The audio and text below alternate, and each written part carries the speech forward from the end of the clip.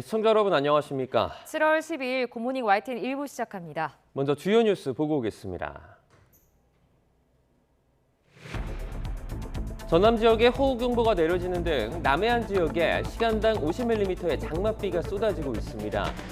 오늘 오전까지 남부에는 최고 150mm 이상 많은 비가 내리겠지만 수도권 등 중부지방은 50에서 60mm로 비의 양이 줄겠습니다. 전국을 강타한 집중호우에 한 명이 숨지고 한 명이 실종되는 인명피해와 함께 곳곳에서 침수 피해도 잇따랐습니다. 수도권 전철 1호선과 4호선도 한때 운행에 차질을 빚었고 극한 호우를 알리는 긴급 재난 문자가 처음으로 발송됐습니다. 나토 회의에 참석 중인 윤석열 대통령이 오늘 기시다 일본 총리와 정상회담을 갖고 오염수 방류와 관련해 논의할 예정입니다. 앞서 노르웨이, 네덜란드 등 각국 정상들과도 잇따라 회담을 열고 국제사회 노력에 동참하겠다고 약속했습니다. 나토는 북한이 완전하고 검증 가능하며 불가역적인 비핵화에 나서야 한다고 다시 촉구했습니다. 내일부터 열리는 아세안 관련 외교장관회의 ALF에서는 북한의 전례 없는 도발과 관련한 내용을 의장 성명에 포함하는 방안을 추진하고 있습니다. 오늘부터 TV 수신료 2,500원을 빼고 전기요금을 낼 수 있습니다. 한전은 수신료를 내지 않더라도 단전 등 강제 조치를 하지 않을 방침이지만 KBS는 사회적 혼란과 국민 불편이 가중될 것이라며 헌법 소원을 내겠다고 반발했습니다. 최근 식료품 물가의 고공행진 속에 진통제와 소화제 등 일반 의약품 가격도 줄줄이 오르고 있습니다. 제약업계는 원재료 가격이 올라 인상이 불가피하다는 입장이어서 환자들의 약값 부담은 당분간 계속될 전망입니다.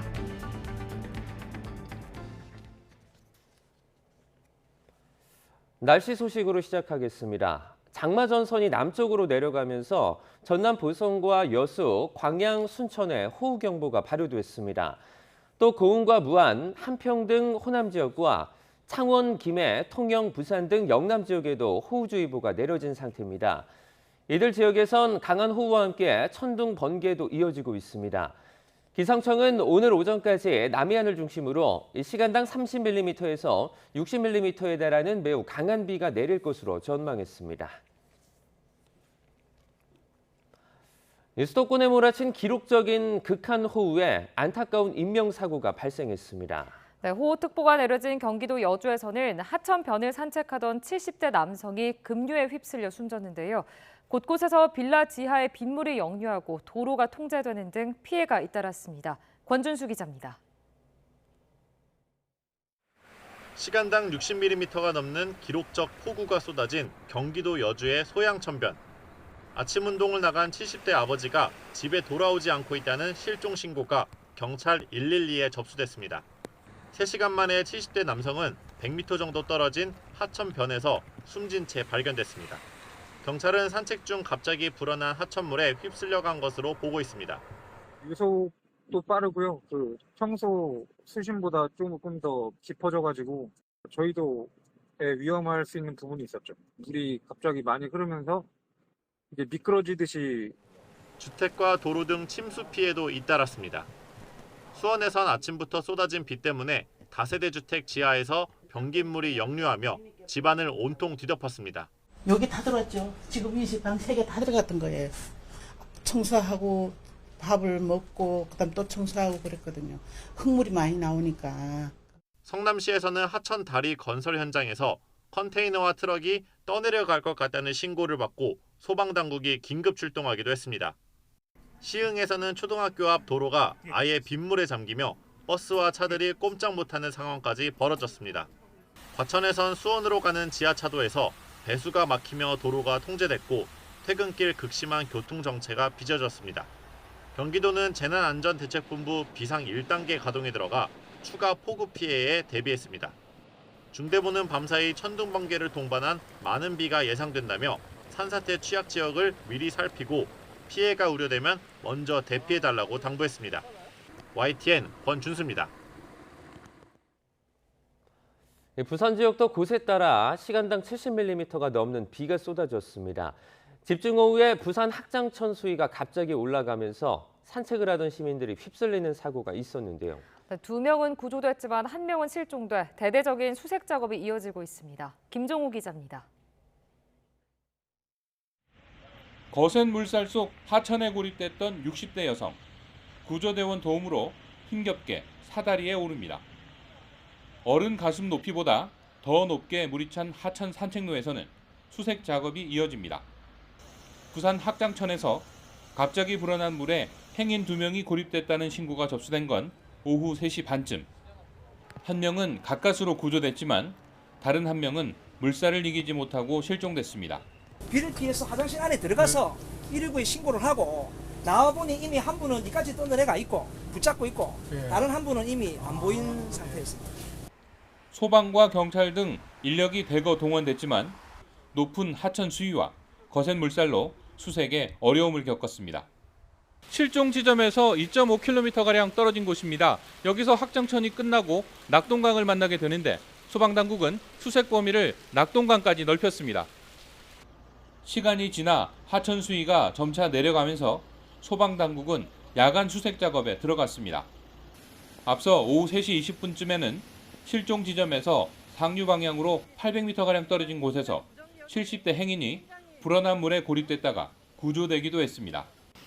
2시간 남짓, 마치 물폭탄이 쏟아진 것처럼 비가 집중된 부산에서는 산책로와 도로, 지하차도 등 20여 곳이 물에 잠기면서 크고 작은 피해가 잇따랐습니다. YTN 김종호입니다. 서울 구로구와 동작구 영등포구에 극한 호우가 관측돼 기상청에 첫 긴급 재난 문자가 발송됐습니다. 기상청은 어제 오후 3시 48분에 서울 동작구 신대방동을 시작으로 오후 4시에는 구로구 구로동과 영등포구 신길동 등에도 극한 호우 재난 문자를 발송했습니다.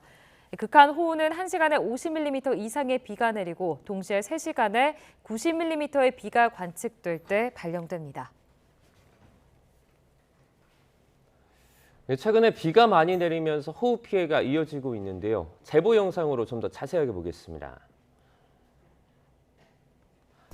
네, 첫 번째 영상입니다. 서울 지하철 2호선 사당역 인근 사거리 도로입니다. 어제 오후 4시쯤 교통섬과 이어진 건널목 도로에 물이 가득 들어찼는데요. 바퀴 아랫부분이 물에 잠길 정도였습니다. 도로를 달리던 차들은 거북이 걸음을 걸었습니다. 지금 화면에는 잘 보이지 않지만 도로 한쪽 맨홀 뚜껑이 들려 있었다고 이 당시 상황을 제보자가 설명했습니다.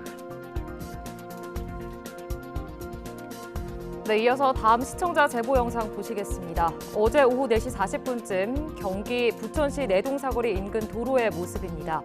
보시는 것처럼 도로 한쪽 측면이 물에 잠겨 차량 이동이 통제가 된 상황입니다. 물에 잠기지 않은 맞은편 도로는 차량 정체가 극심해 멈춰 있는 모습이고요. 지대가 살짝 낮은 인도 위로도 물이 차오르는 상황입니다. 주변 도로도 파손돼 경찰이 현장 통제에 나섰습니다. 네, 이번에는 서울 강남구 대치동의 인근 탄천입니다. 어제 오후 5시 반쯤인데요. 불어난 물에 어디선가 쓸려 내려온 부표가 둥둥 떠 있습니다. 지금 떠내려가는 쓰레기들도 눈에 보이고요. 이 나무는 강한 물살 때문에 잔뜩 휘어진 모습이 당시의 상황을 설명해주고 있습니다. 네, 어제 오후 5시 50분쯤 서울 강남구 대치동 인근 양재천 모습입니다. 영상을 보시면 이 나무의 몸통은 물에 잠겨서 이파리 부분만 보이는데요. 산책로와 물가가 구분이 안 될 정도로 폭우로 인해서 모두 물에 잠긴 모습입니다. 불어난 물로 하천과 산책로의 경계가 사라져서 구간이 통제됐습니다. 네, 마지막 제보 영상 서울 반포동의 반포천입니다. 어제 오후 4시쯤 교량 아래에 있던 산책로 물에 잠겨서 흔적도 없이 지금 사라진 모습인데요. 불어난 물이 빠른 속도로 흐르면서 흰 물결을 만들어내고 있습니다. 이 난간 위에서 이렇게 내려다봐도 아찔한 상황인데 이 보행자 통로가 통제된 상황입니다.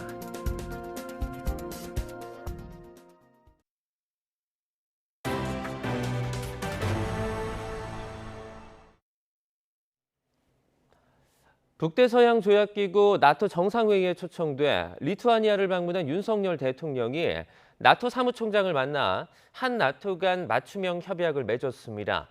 사이버 안보와 대테러 등 11개 분야인데 특히 군사정보 공유를 획기적으로 강화하는 방안이 논의된 것으로 전해집니다. 리투아니아에서 박소정 기자입니다. 나토 회의장 앞에서 반갑게 악수를 나눈 윤석열 대통령과 옌스 스톨텐베르그 나토 사무총장. 한 나토 간 새로운 협약을 체결했습니다. 신흥기술, 사이버 방위, 대테러 등 11개 분야 맞춤형 협력 방안을 담은 것으로 2012년에 처음 체결돼 2차례 개정한 한 나토 파트너십을 격상한 겁니다.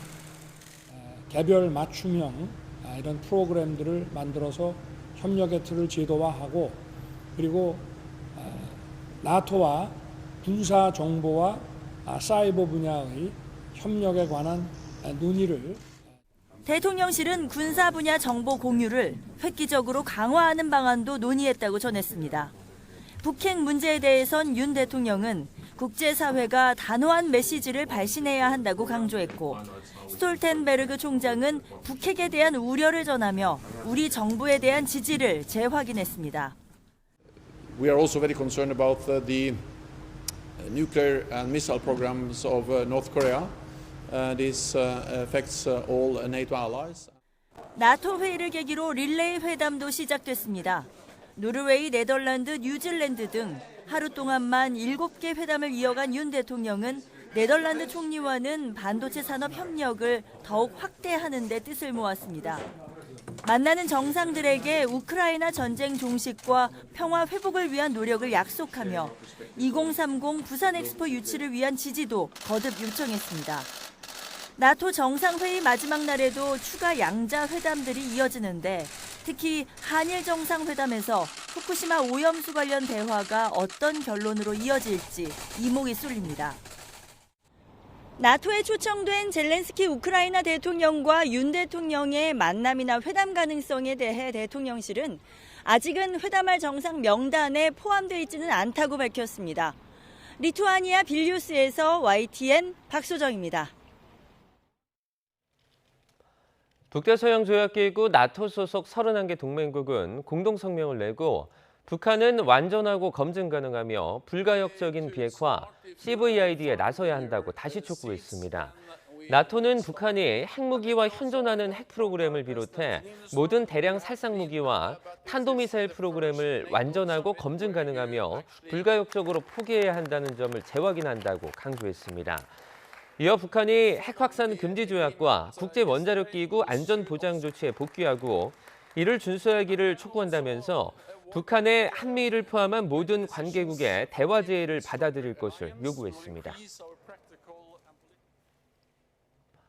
조현동 주미대사는 국제사회에 북한의 인권 문제를 제기하는 것은 북한의 지속적인 도발에 대한 또 다른 종류의 억제력이 될 것이라고 말했습니다.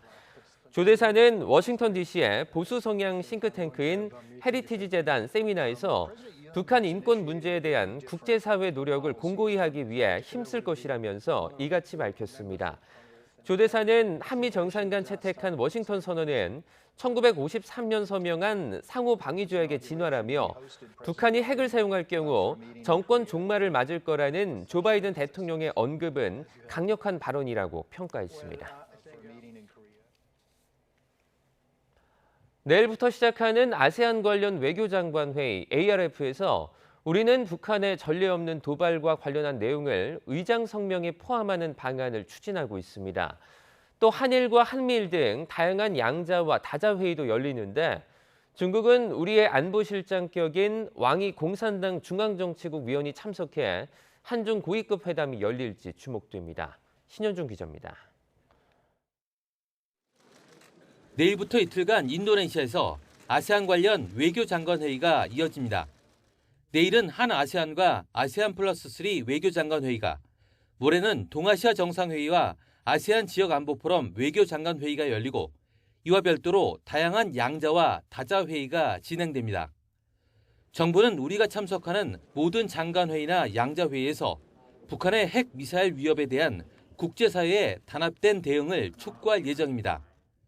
이를 위해 북한의 도발과 핵 위협에 대한 국제사회의 단호하고 단합된 대응을 강조하면서 북한의 핵 미사일 개발 자금원으로 꼽히는 불법 사이버 활동 차단과 인권 상황 개선 촉구, 담대한 구상에 대한 국제사회의 지지를 요청할 방침입니다.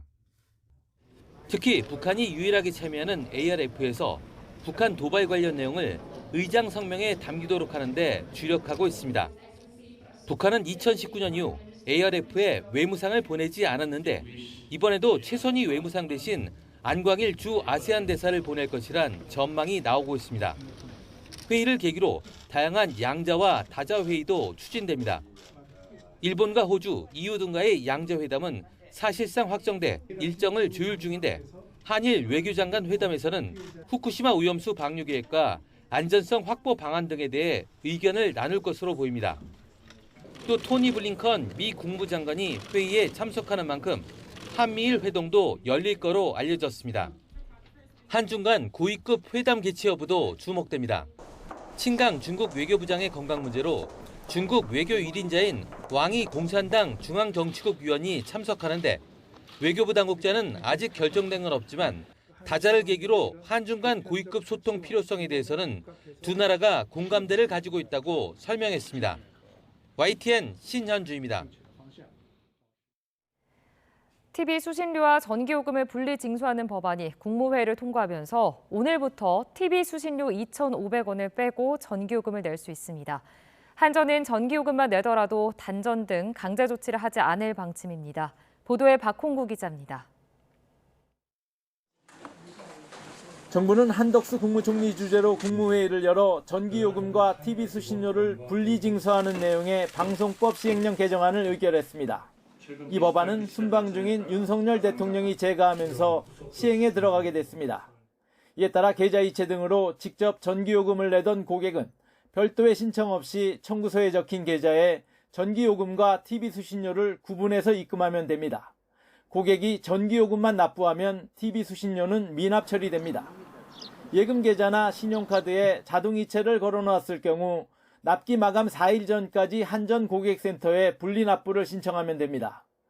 TV 수신료 납부용 별도 계좌는 다음 달 초에 SMS로 일괄 발송될 예정입니다. 전기요금과 TV 수신료가 관리비에 합산되는 대단지 아파트는 개별 세대가 관리사무소에 분리 납부를 신청해야 합니다. 한전은 관리사무소 등의 협조를 요청할 계획이지만 시행에는 5시간이 걸릴 전망입니다. 시행령이 바뀌었어도 TV를 가진 전기 사용자는 수신료를 내야 할 의무가 있지만 한전은 수신료를 내지 않더라도 단전 등 강제 조치에 나서진 않을 방침입니다. 현행 통합징수체계의 틀 안에서 분리 납부도 가능하게 한 과도기는 2-3달 정도가 걸릴 전망입니다. 이후 이르면 10월부터는 TV 수신료와 전기요금이 완전히 별도의 고지서로 분리징수됩니다. 하지만 징수 비용 등을 놓고 한전과 KBS 간에 분쟁이 벌어질 수도 있습니다. KBS는 수신료 분리징수로 사회적 혼란과 국민 불편이 가중될 것이라며 헌법 소원을 내겠다고 밝혔습니다. 하지만 한덕수 총리는 국무회의에서 분리징수로 국민이 수신료 납부 사실을 명확히 알고 수신료에 대한 관심과 권리의식이 높아질 것이라고 말했습니다. YTN 박홍구입니다. 최근 제약사마다 원재료 가격이 올랐다며 일반 의약품 가격을 줄줄이 올리고 있습니다. 한 번에 10% 이상씩 뛰는 경우도 많아 조금이라도 싼 곳을 찾아 약국 원정에 나서는 환자들이 늘고 있습니다. 권준수 기자입니다. 약국 거리로 유명한 서울 종로구. 이른 시간부터 판매대에 서 있는 열댓 명의 약사마다 손님 맞이에 바쁩니다. 다른 지역보다 약값이 싸다 보니 몇 달치 약을 사기 위해 멀리서 찾는 환자들이 많습니다. 병원비도 비싸지만 약값도 장난 아니에요. 몇십만 원씩 나오고. 약국마다 그 500원에서 1,000원씩 차이가 나요. 파스 같은 거는. 다른 데보다는 동네보다는 여기가 좀 싸다 그래가지고 종로까지 오게 됐어요. 이처럼 조금이라도 싸게 상비약을 직접 찾아다니는 소비자가 늘고 있는 건 최근 제약업계가 일반 의약품 가격을 줄줄이 인상했기 때문입니다. 약값이 비싸진 이유는 원재료 값이 오른 영향이 큰데 특히 약국에서 흔히 찾는 해열 진통제와 소화제가 크게 올랐습니다. 코로나 당시 한때 품귀 현상까지 빚었던 타이레놀 ER 제품은 1년 사이 가격이 25%나 뛰었습니다. 개보린 가격도 지난 상반기에 10% 가까이 인상됐고 가스 활명수 가격도 이달 들어 15% 올랐습니다. 노령층이 주로 찾는 파스나 관절염 치료제 가격도 올해 10% 넘게 두 자릿수 인상이 잇따르고 있습니다. 편의점이나 동네 주변에 있는 중소형 약국에선 대형 약국보다 더 비싼 가격에 판매할 수밖에 없습니다. 나이 드신 분들은 좀 이해가 안 되는지 물가가 다 오르니까 뭐 그렇기도 하다 그러지만은 설명을 해야 되고 그러니까. 제약업계는 고환율과 중국발 공급망 문제로 제조 원가가 오르면서 인상이 불가피하다고 말합니다. 전문 의약품 가격 통제에 따른 풍선 효과 영향도 큽니다. 전문 의약품은 정부의 통제로 쉽게 가격을 올리지 못하다 보니 자율적으로 가격을 정하는 일반 의약품에 그만큼 비용 인상분을 전가한다는 겁니다. 조제약으로 나오는 전문의약품들은 국가가 뭐 통제한다는 말로도 표현은 할 수 있겠지만 약값을 고시를 해요. 갑자기 급락이 왔다 갔다 하는 부분은 해요. 근데 일반 약 같은 경우는 그렇게 가능하죠. 식료품 물가 고공행진 속에 건강과 밀접한 상비약 인상도 당분간 계속될 것으로 보여 환자들의 약값 부담도 더욱 커질 전망입니다. YTN 권준수입니다. 농림축산식품부가 최근 유업체와 만나 과도한 가격 인상을 자제해달라며 협조를 요청했습니다. 농식품부는 지난 7일 유업체와 간담회를 연 자리에서 이같이 밝혔고 유업체들은 업계 애로사항 해소를 건의했습니다. 낙농가와 유업계 관계자 등으로 꾸려진 낙농진흥회는 지난달 9일부터 원유값 인상을 논의하고 있습니다. 출생신고도 하지 않은 영아 유기 사례가 잇따라 적발되는 가운데 이번에는 6년 전 생후 이틀 된 아기를 안매장한 친모가 경찰에 붙잡혔습니다. 경찰은 전남 광양의 친정집 야산에 아기를 매장했다는 친모의 진술을 토대로 발굴 조사에 나섰습니다. 오선열 기자입니다. 우의를 입은 경찰관들이 삽과 호미를 들고 땅을 파냅니다. 30대 여성 A씨가 6년 전 숨진 자신의 아기를 묻었다고 진술한 야산입니다. 아기의 유해라도 발견하기 위해 퍼낸 흙을 샅샅이 살펴보고 야산 구석구석을 뒤집니다. 뼈가 아직 생성 좀 그래가지고 다 녹아버릴 수가 있다네요. 현장 상황이 뭐 비도 오고 그 옆에 벌통까지 있어가지고 벌에까지 쏘여가면서 모기에다가 조금 고생하면서.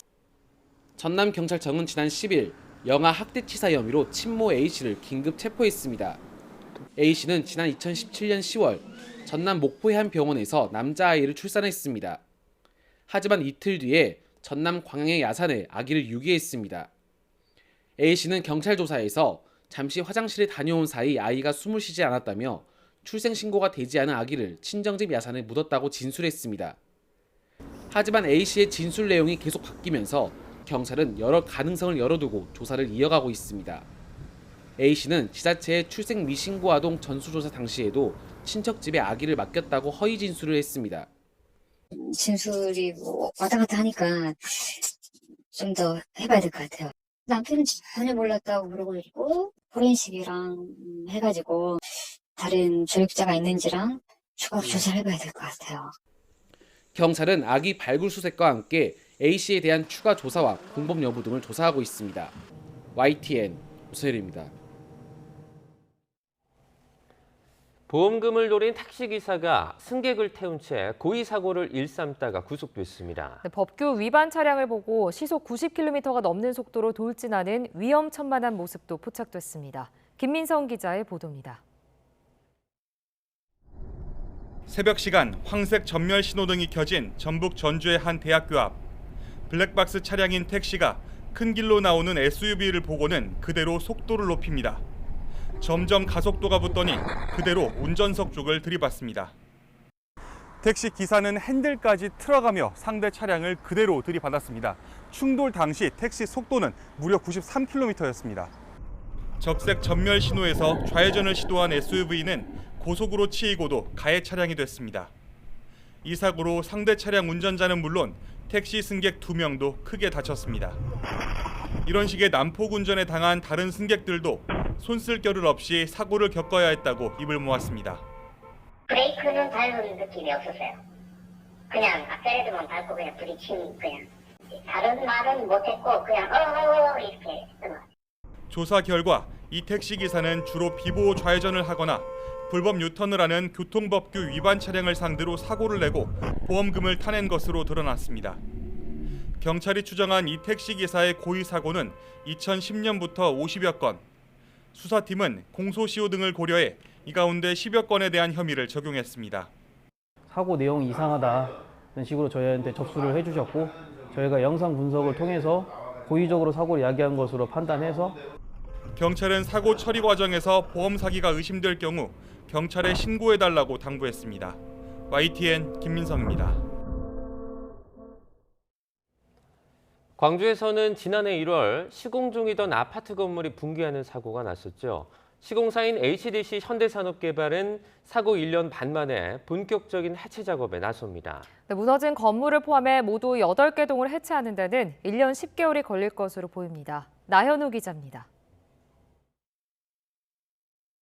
지난해 1월 붕괴 사고 뒤 모든 것이 멈춰버린 아파트 공사 현장. 사고가 난 건물을 포함해 모두 8개 동 지상부를 해체하는 공사가 이르면 오는 14일부터 시작됩니다. 붕괴 사고가 났던 아파트 건물입니다. 철거 과정에서 소음이나 분진, 낙하물로 인한 피해를 막기 위해 이렇게 사면을 벽으로 둘렀습니다. 나머지 7개 동에도 건물을 오르내리며 작업하는 외부 가설물을 설치했고 작업층 아래 8개 층에는 지지대를 보강 설치할 계획입니다. 슬래브를 비롯한 건물 내부는 압쇄기를 장착한 굴삭기가 뜯어내거나 부수고 낙하 위험이 있는 외부 벽체와 기둥은 다이아몬드 쇠줄로 조각 내 철거합니다. 현장에서 몇 차례 실물 실험을 실시하였으며 만약에 발생할 수 있는 여러 가지 상황에 대해서 미리 대처하기 위하여 많은 보완 작업이 이루어져서 공법의 신뢰성을 확보할 수 있도록 노력하여 왔습니다. 주변 상가와 주민들을 위해 해체 작업에 물을 뿌리고 특수 제작한 집진기도 설치해 먼지 발생을 줄일 계획입니다. 또 전문 요원이 상주하는 통합 관제실을 마련해 현장을 실시간 관리합니다. HDC 현대산업개발은 우선 101동 꼭대기 2층을 시범 해체해 미처 파악 못한 변수가 있는지를 확인합니다. 지금 계획대로 해체를 해보면서 거기서 나올 수 있는 다른 안전이라든가 환경적인 요소들을 확인해보고 저희 다음 실행에 반영할 준비를 그렇게 하려고 계획을 잡고 있습니다. 한 층을 해체하는데 걸리는 시간은 약 2주. 예정대로라면 오는 2025년 5월에는 해체가 마무리돼 2027년 12월 입주를 목표로 공사가 이루어질 예정입니다. YTN 나연호입니다. 오늘부터 석 달 동안 전화금융사기 범죄단체 조직원이 자수하면 형을 감경받을 수 있습니다. 경찰청 국가수사본부는 3개월간 시행되는 특별 자수신고 기간에 전화금융사기 조직원이 자수할 경우 형을 줄여주거나 불구속 상태에서 수사를 받을 수 있게 할 예정입니다.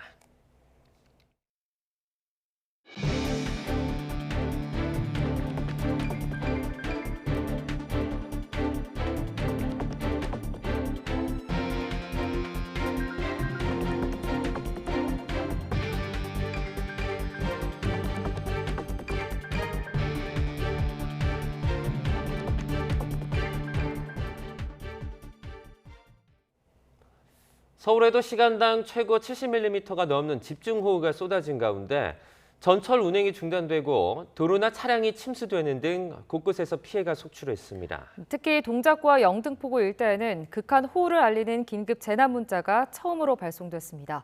박정현 기자가 서울의 비 피해 상황을 정리했습니다.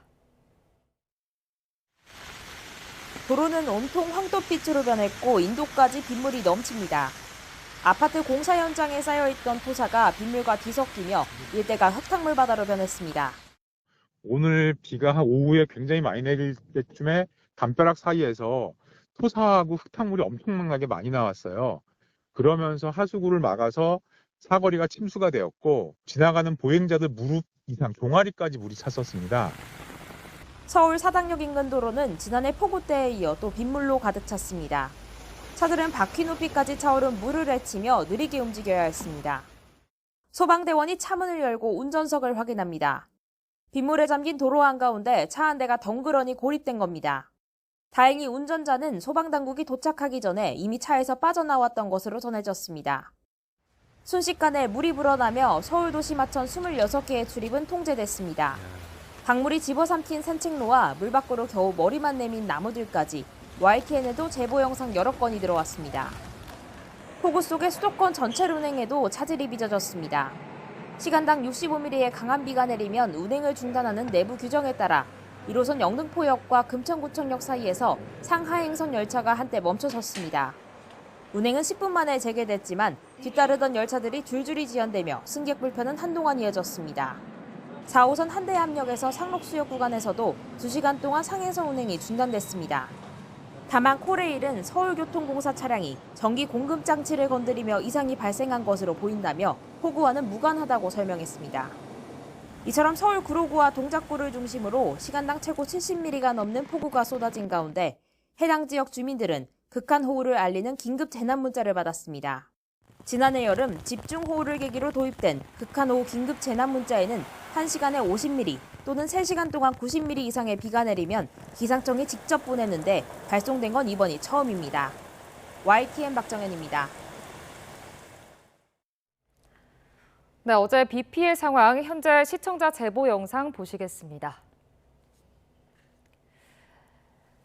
네, 어제 오후 4시 20분쯤 경기 과천시 막계동 상하벌 지하차도 안의 모습입니다. 지하차도에 물이 넘쳐서 차량이 통제된 상황인데요. 4차선 중에 하행선을 막고 있고 상행선은 통행 가능한 모습입니다. 현재 노란 옷을 입은 분들의 모습도 보이는데요. 지하차도 배수구가 막혀서 시청 공무원과 경찰관이 곡괭이와 삽으로 막힌 배수구를 뚫고 있는 상황이 영상에 포착됐습니다. 영상 제보자는 SUV 차량을 타고 지나가는 중이었는데 다행히 침수 피해는 입지 않았고 인명 피해는 없었던 것으로 보인다고 전해졌습니다. 어제 저녁 7시 40분을 기점으로 제주도를 제외한 전국 모든 곳에 산사태 경계주의보가 발령됐습니다. 산림청은 앞으로 비가 더 내릴 것으로 예상됨에 따라 위기경보를 주의해서 경계로 상향 조정하고 취약지역 사전 점검과 함께 24시간 상황 근무를 서고 있다고 밝혔습니다. 이어서 긴급재난 문자와 마을방송에 귀를 기울이고 산사태가 우려되면 안전한 곳으로 신속하게 대피해달라고 당부했습니다. 북대서양조약기구 나토 정상회의에 초청된 윤석열 대통령이 오늘 리투아니아 빌뉴스에서 기시다 일본 총리와 정상회담을 갖습니다. 한일 정상이 회담 형식으로 만나는 건 윤 대통령 취임 이후 6번째로 후쿠시마 오염수 방류를 앞둔 시점인 만큼 관련 논의가 어떻게 이뤄질지에 가장 관심이 쏠립니다. 대통령실 고위 관계자는 회담 발언은 미리 조율하지 않았지만 후쿠시마 오염수 문제가 나올 수 있고 이외에도 외환 위기에 대응하는 공동 안전장치와 첨단 기술 연구, 공급망 안정화를 위한 협력 방안 등이 다뤄질 수 있다고 밝혔습니다. 나토 정상회 참석을 위해 리투아니아를 방문하고 있는 윤석열 대통령 순방 이틀째 연쇄 양자회담을 가졌습니다. 윤 대통령은 현지 시각 11일 오후 리투아니아 빌뉴스에서 노르웨이, 네덜란드, 포르투갈, 뉴질랜드 정상과 잇따라 회담을 열고 우크라이나 전쟁의 종식과 평화 회복을 위한 국제사회 노력에 동참하겠다고 약속했습니다. 이와 함께 정상들에게 2030 부산 세계 박람회 유치를 위한 지지를 요청했습니다. 김여정 북한 노동당 부부장이 연이틀 담화에서 우리를 향해 그동안 쓰던 남조선이란 표현 대신 대한민국이라고 언급했습니다. 북한이 이제 우리를 별개의 국가로 보겠다는 입장을 공식화한 것 아니냐는 분석이 나오고 있는 가운데 그 의도가 뭔지 최도희 기자가 알아봤습니다. 김여정 노동당 부부장은 연이틀 발표한 두 건의 담화에서 우리를 대한민국으로 지칭했습니다. 지난 10일엔 대한민국의 합동참모본부와 같은 표현을 쓴 뒤 이튿날 새벽 담화에서도 대한민국의 군부라는 문구를 쓰면서 강조의 의미를 담는 겹화살 가로를 넣었습니다. 그간 북한이 각종 담화에서 우리를 같은 민족으로 보는 관점을 반영한 표현인 남조선으로 언급한 것과는 대조적입니다. 앞서 북한은 지난 1일에도 현정은 현대그룹 회장 측의 방북 계획에 대해 불허 입장을 밝히며 대남기구인 조평통이 아닌 외무성을 발표 주체로 내세우기도 했습니다. 이에 따라 북한이 우리를 별개의 국가로 보겠다는 입장을 공식화한 것으로 보입니다. 북한이 우리를 같은 민족이 아닌 적대적 국가로 설정한 건 공격적 핵 정책에 따른 노림수로 풀이됩니다. 자신의 핵 독트린, 핵 교리를 운영하는 데 있어서 한국이 민족이어서는 안 되는 거죠. 그래서 나름대로 국가로서 굉장히 건조하게 대성화시켜야 되고 언제든지 자신을 적대하는 국가라면 거기에 대해서 핵을 사용할 수 있다는 논리가 가능해져야 되는 거죠. 더는 우리와 이 민족 공조에 관심이 없다는 뜻을 의도적으로 내비치면서 향후 한반도 문제와 관련해 우리 대신 미국을 직접 상대하겠다는 의지가 담겼다는 해석도 나옵니다. 남북관계를 특수관계가 아닌 외교관계로서 두 개의 국가 체제로 가겠다는 것이고 향후 한반도 문제를 남북이 아닌 북미 간의 문제로 접근하겠다는 소위 통미봉남의 전략도 담긴 것으로 분석합니다. 통일부 당국자는 북한이 우리를 대한민국으로 언급한 건 전례가 없는 일이라면서도 그 의도와 북한의 향후 태도에 대해 예단하지 않고 예의주시하겠다고 밝혔습니다. YTN 최두입니다. 외교부는 북한 김여정 노동당 부부장이 연이틀 담화에서 미군 전략정찰기가 배타적 경제수역 상공을 침범했다는 억지 주장을 펼치며 위협을 가한다 대해 의도적인 긴장 조성과 도발 위협 언동을 즉각 중단하고 비핵화의 길로 나올 것을 촉구했습니다. 임수석 외교부 대변인은 정례 브리핑에서 북한이 한미동맹의 공해상에서의 정상적인 비행 활동에 대해 허위 왜곡 선전을 하며 군사적 위협을 하고 있는 것을 매우 유감스럽게 생각한다며 이같이 밝혔습니다. 서울 양평고속도로 노선 변경과 특혜 의혹을 둘러싼 논란이 이제는 변경된 종점을 제한한 주체가 누구였는지로 확대되고 있습니다. 지난해 초 문재인 정부 때 맡긴 민간 전문 업체가 제시한 거라는 정부 여당의 반박에 야당은 출범을 앞뒀던 윤석열 인수위의 영향력을 의심하고 있습니다. 이준엽 기자입니다. YTN이 확보한 민간 설계업체의 서울 양평고속도로 타당성 조사 용역 착수 보고서입니다. 주요 검토 사항으로 종점부 노선 변경이 명시됐는데 김건희 여사 일가 땅 인근 남양평 IC를 종점으로 하는 지금의 대안과 비슷한 내용이 담겼습니다. 상수원 특별보호구역과 철새 도래지 통과를 최소화하는 노선이라는 설명이 달렸습니다. 업체가 이를 국토부에 보고한 건 윤석열 정부 출범 직후인 지난해 5월. 하지만 정부가 용역을 맡긴 건 그보다 2달 전, 그러니까 문재인 정부 막바지였습니다. 문재인 정부 이제 끝나고 정권 교체기입니다. 교체가 5월 10일 그러니까 이미 아닙니까? 문재인 정부 때 이 대안들이 대안 노선이죠. 대안 노선이 그 전문가들에 의해서 제시된 거죠. 한마디로 전임 정부 때 추진된 종점 변경안을 두고 야당이 김건희 여사 일가 특혜 의혹을 제기하고 있다는 겁니다. 민주당은 그러나 의심의 눈초리를 거두지 않고 있습니다. 이에 당사자인 양평군이 처음 종점 변경안을 내놨다던 국토부가 논란이 일자 갑자기 말 바꾸기를 했다고 보고 있습니다. 특히 예비 타당성 보고서와 민간 투자 사업 계획서 등 기존 사업안 어디에도 김 여사 일가 땅 인근을 종점으로 제시하지 않았다며 맞서고 있습니다. 임기 말 문재인 정부와 윤석열 인수위가 공존하던 지난해 초 새로 출범하는 정부의 입김이 강할 수밖에 없었을 거라는 겁니다. 실질적으로 새 정권이 들어와서 이 타당성 조사의 상당 부분을 진행했고 이 정권이 국토교통부가 관여할 수 있는 그 기간이 실질적으로 있었다는 게 중요한 것이지. 양측의 입장이 팽팽한 가운데 종점 변경안이 5년 전인 지난 2018년 양평군의 자체 사업 계획에 언급됐다는 의혹까지 불거진 상황. 김 여사 일가 땅 근처에 종점을 둔 노선안을 누가 먼저 그리고 언제 제시했는지가 양평고속도로 특혜 의혹의 핵심 쟁점이 되고 있습니다. YTN 이준엽입니다. 권영준 대법관 후보자는 서울대학교 법학전문대학원 교수로 재직하면서 법무법인의 의견서를 써주고 고액을 받았다는 논란에 대해서 송구스럽다며 사과했습니다. 권 후보자는 어제 국회 인사청문회에서 국민 눈높이에서 볼 때 고액의 소득을 얻게 된 점을 겸허하게 인정하고 받아들인다며 송구스러운 마음을 갖고 있다고 말했습니다. 이어 학자의 소신에 따라서 의견서를 작성했지만 공정성 우려가 있다는 것도 잘 알고 있다며 최근 2년 동안 관계를 맺은 법무법인 사건은 이해충돌 방지법 절차에 따라서 모두 신고하고 회피 신청하겠다고 덧붙였습니다. 한국은행 금융통화위원회가 내일도 기준금리를 동결할 거란 전망이 우세합니다. 다만 가계대출 오름세가 심상치 않아 걱정입니다. 김지성 기자입니다. 지난 2월부터 줄곧 3.5%로 묶였던 우리 기준금리. 이번 회의에서도 현 수준을 유지할 거란 전망이 우세합니다. 채권 전문가 10명 가운데 9명은 이번 달 기준금리가 동결될 것으로 내다봤습니다. 지난달 물가 상승률이 2%대로 내려온 데다 새마을금 고발 금융 불안 우려가 커진 상황에서 굳이 인상을 택할 이유가 없기 때문입니다. 이번에도 동결한다면 4차례 연속입니다. 그래서 물가 상승률 측면에서는 기준금리를 더 올릴 필요는 없고 현재 수준을 유지하는 것만으로도 물가가 빠르게 하락하고 있기 때문에 이런 부분에서 물가 상승률을 고려했을 때는 추가적으로 기준금리를 올릴 필요는 없다고 보고요.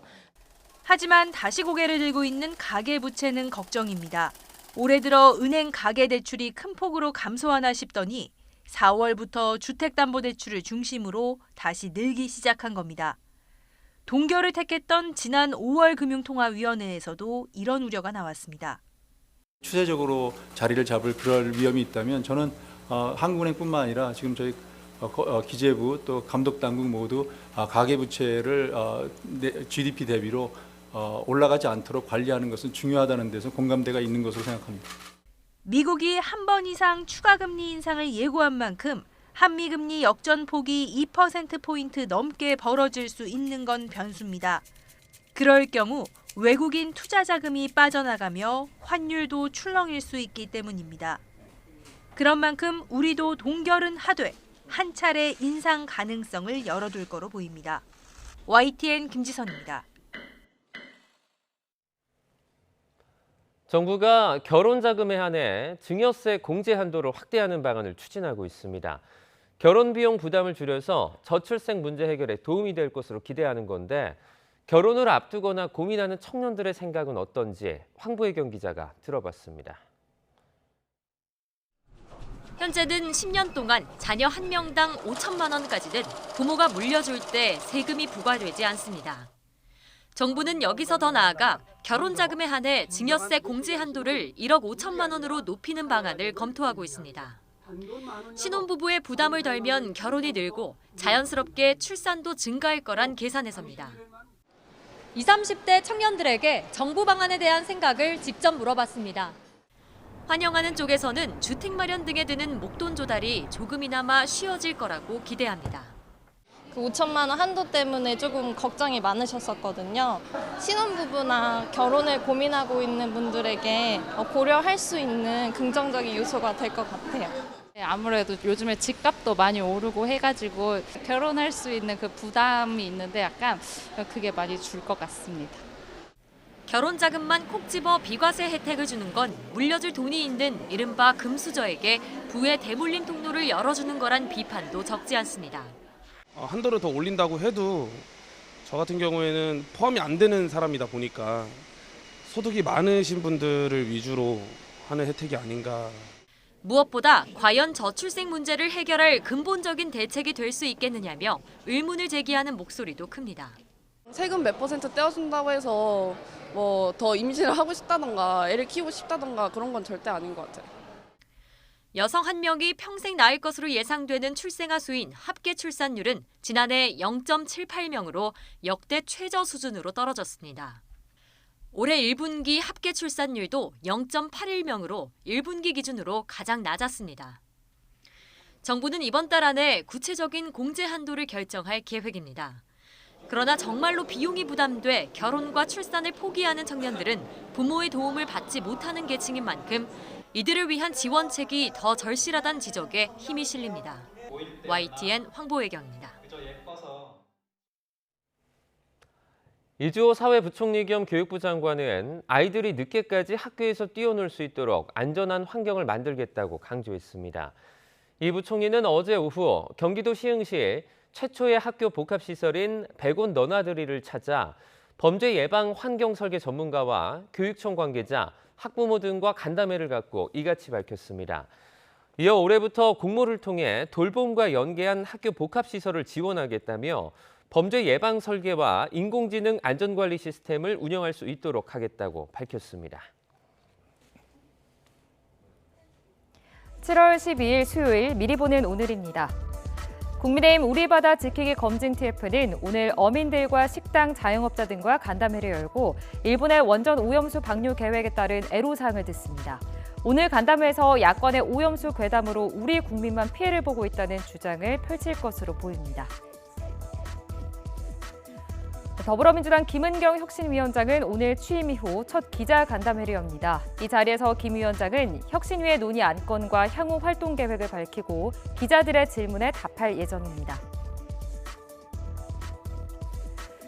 국민의힘과 더불어민주당 등 여야 지도부가 오늘 나란히 노동정책 행보에 나섭니다. 국민의힘 박대출 정책위의장과 당 노동개혁특별위원회는 수급 자격 보완 등 실업급여 제도 개선 방안을 정부 관계자들과 협의합니다. 민주당 이재명 대표는 서울 영등포구 한국노총 사무실을 찾아 정책협의회를 진행하는데요. 이른바 노란봉투법 등 주요 노동정책 입법 문제 등을 논의할 것으로 예상됩니다. 민주노총이 2주간 총파업을 진행하고 있는 가운데 최대 산별노조인 금속노조가 오늘 총파업에 나섭니다. 단일 사업장 노조 가운데 최대 규모인 현대차 노조도 지난 2018년 이후 5년 만에 총파업에 동참하는데요. 민주노총은 현재 정권 퇴진을 전면에 걸고 최저임금 인상과 노란봉투법 입법, 일본의 핵 오염수 해양 투기 저지 등을 요구하고 있습니다. TV 수신료를 전기요금과 분리 징수하는 방송법 시행령 개정안에 따라 한전은 오늘부터 발행하는 이 전기요금 청구서에 분리 납부 방법을 안내하기로 했습니다. 이에 따라 계좌 이체 등으로 직접 전기요금을 내던 고객은 별도의 신청 없이 청구서에 적힌 계좌에 전기요금과 TV 수신료를 구분해서 입금하면 됩니다. 지금까지 미리 보는 오늘이었습니다.